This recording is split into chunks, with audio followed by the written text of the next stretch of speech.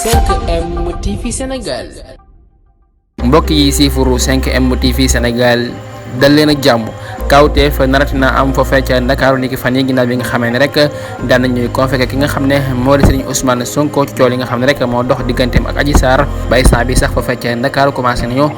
installé la nga xam ne rek moo di police yi ak gendarme yi foofee ca Ndakaaru fépp foo xam ne fa jaar rek yaa ngi gis police yi ak gendarme yi ñu taxaw ak seeni oto loolu nag nekk loo xam ne dafa tiital askan wi nga xam ne dafa yewoo foofee ca Ndakaaru ki nga xam ne daal moo di Serigne Ousmane Sonko ginnaaw bi nga xam ne daal daan nañu fas yéene amal li nga xam ne mooy àtte bi foofee ca tribunal bu Ndakaaru ñi nga xam ne daal ñoo di askan wi nag ñu ngay tiit ci mbir yi nga xam ne daal moo dal xew foofee ca Ndakaaru ñu ngay tiit instant bi nag ci ragal la nga xam ne moo fi xewoon bañ fee xewaat ñenn si ñi nga xam ne daal instant bi nag ñoo di askan wi instant bi ñoo tiit ci mbir yi nga xam ne nar naa xew foofee ca Ndakaaru ab laaj daal di sampo ñel ñi nga xam ne ñoo di askan wi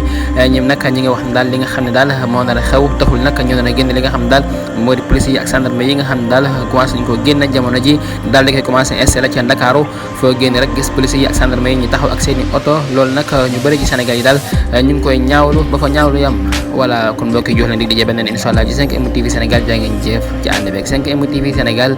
ngeen wéy di abonné di partager vidéo yi jaa ngeen jëf ci topp gi ak sa ak namoo gi jaa ngeen jëf